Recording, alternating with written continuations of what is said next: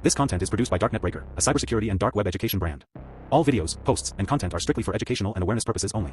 We do not promote, support, or encourage any illegal activity. Our mission is to expose digital threats, protect online users, and educate the public about cybersecurity risks in the modern world. Stay ethical. Stay protected.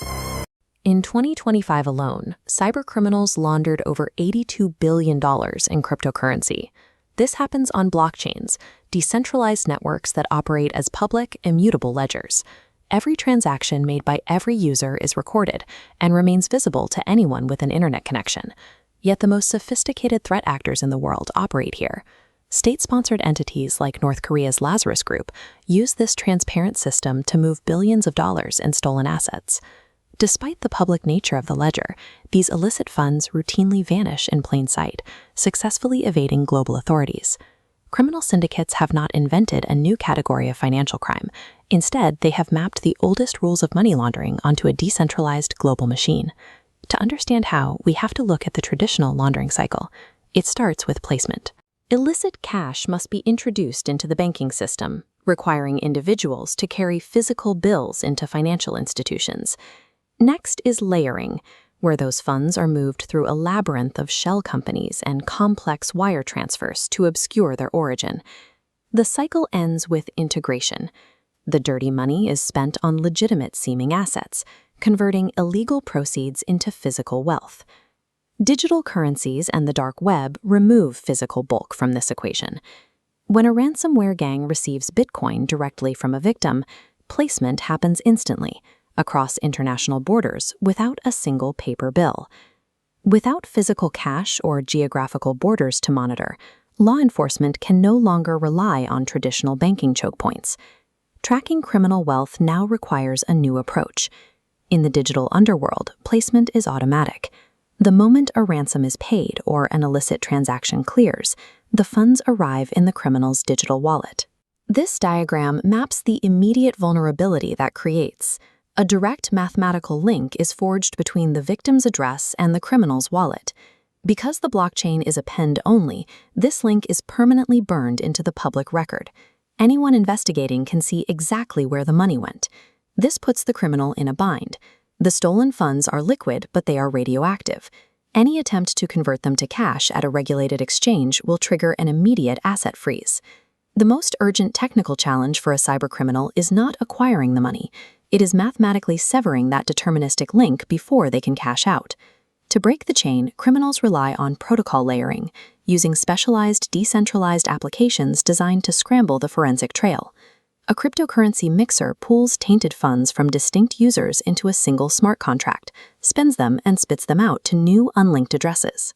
By redistributing the assets, the mixer breaks the deterministic link, creating a cryptographic safe haven where the trail goes cold. This diagram illustrates a secondary layering tool called a cross-chain bridge. Criminals use these to move value between incompatible networks, dissolving a token on the Ethereum blockchain, for example, and reconstituting it as an asset on a separate ledger. These protocols offer cryptographic obfuscation, but code alone cannot process the massive volume of liquidity required by global syndicates. Processing that volume requires human infrastructure, which has given rise to Chinese-language money laundering networks, or CMLNs. These operations process an estimated $16.1 billion annually. That translates to an average of $44 million washed every day. This chart compares their expansion against traditional endpoints. Since 2020, the volume flowing through CMLNs has scaled over 7,000 times faster than illicit inflows to centralized exchanges. To build trust among anonymous actors, these networks rely on guarantee platforms, centralized escrow hubs like Huan and Xinbi that act as marketplaces for illicit financial services. Money laundering is no longer a localized manual task. It has scaled into a multi-billion-dollar decentralized financial services sector. The initial entry point to a CMLN involves running points.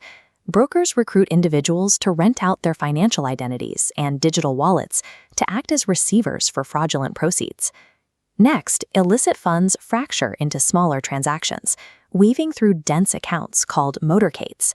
Vendors operate Black U services, buying this tainted crypto at a discount to absorb legal risk.